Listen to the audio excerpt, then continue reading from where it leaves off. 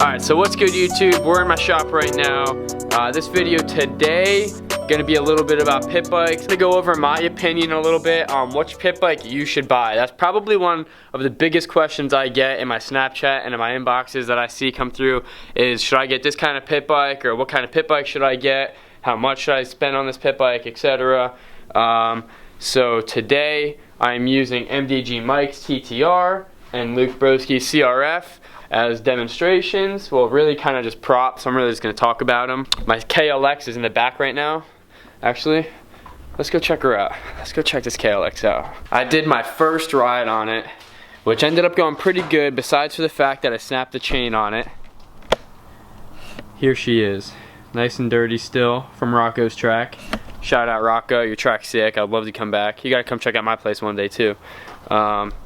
He hooked me up with this chain. The new used chain held up perfect for the day, but I spun some laps last night at my track, and I'll insert a clip right here. Alright, got my phone up on a rock. This is the first time the KLX hits its double behind me.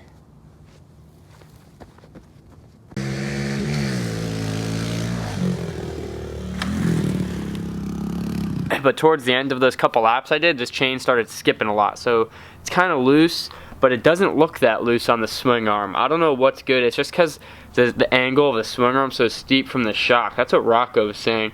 But I'm gonna have to do a little bit of testing and tuning. Might have to get cracked to look at this thing. But other than that, everything ran perfect. I was really impressed with the bike for the Craigslist find. I'm not too sure how I like the 37 on there. It was my first time riding it, and I just sent it with that sprocket. So I'm gonna put the 33 back on and see how she feels. One of my first steps to cleaning any pit bike is getting this traction cover nice and clean again. And then I take the seat off. Because keeping the seat on actually traps a lot of dirt up behind the number plates and under the seat. So I like to take that off, and then you can really clean like 95% of the bike, unless you really want to take all the plastics off and clean it 100%.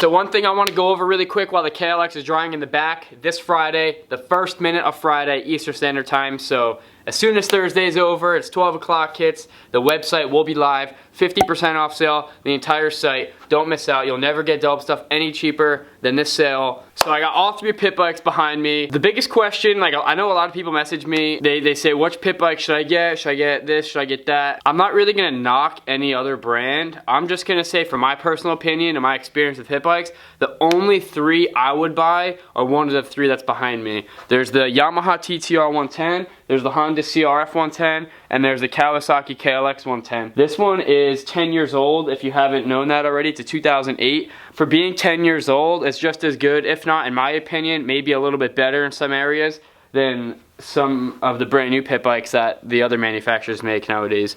Kawasaki does still make this pit bike, by the way. They make it in a 110 and a 110L version. None of us are fans of the L. None of us are really fans of the clutches. We just kind of think it's like unfair. The pit bike, it makes the pit bike way too fast, and it's just, you know, it's more fun when the pit bikes are slower and you have to work for certain jumps and all that stuff, and you're all racing. It just makes it a lot more fun when everyone's even as well. So stock pit bikes for the win. If you have a stock pit bike, give this a thumbs up. If not, give it a thumbs up anyways. Your mod pit bike's probably cool. I'm not knocking the mod pit bikes though. I've had one back in the day. I had a 160 DRZ 110. It had the 4th gear, the big carburetor, and a Yoshi pipe, the whole 9. I kind of like been there, done that, like had that pit bike, and I don't know, I just kind of don't think it's that reliable. These things are just, you know, they're fun. They start every time. I've never been a fan of the TTR 110. I've just never liked the geometry and like the quality of the bike. I don't know why. I've just known a lot of people that have snapped frames and swing arms on these, and it's just not up to par in my opinion. As well as no like mods. They don't really make good mods for this. Not really my only cons for this bike, and it's just kind of, that's what's kept me away from buying one. Besides that, they are probably the fastest stock pit bike out of all 3 of these, hands down. When you're on a track that's a little faster and you're not slowing down as much coming into turns and not as tight, they're all relatively similar when you're up on top, but when you're on a tight track and you have to like slam it into a turn and you lose a lot of speed and then you pin it and get back on it, the TTRs definitely have an advantage right there. They pull really hard at the turns compared to Hondas and KLXs. That's really it for the TTR. Onto the Honda. My last Honda, it's actually at Joey Crack's house right now. I don't even have it. He was borrowing it for the weekend with a ride. He went for a ride with the Tigercraft guys, the stand-up jet ski people, so had a good time over there with them, I'm sure. But we got Broski's Honda 110 right here. Not really too much bad I could say about this. If you want a pit bike that's like turnkey and reliable, I would say this is probably the best pit bike for that. I've never had any problems with my Honda, and I've put laps in on that thing, and that thing still runs completely fine. Looks completely fine. Only thing I've ever really had to change is normal wear and tear stuff, you know, like brake pads, chain. The plus side to the Hondas and the Kawasaki's is the suspension. You can make them stiffer, you can make them 1.5 inches taller with the BBR kits. The Yamaha, you can make it stiffer, you cannot make it taller. I don't know if anybody out there has any like ghetto mods and made theirs taller. Drop in the comments below if you have anything like that, because that would be cool to find out. If you want something turnkey, this is definitely, the Honda's definitely your option for that.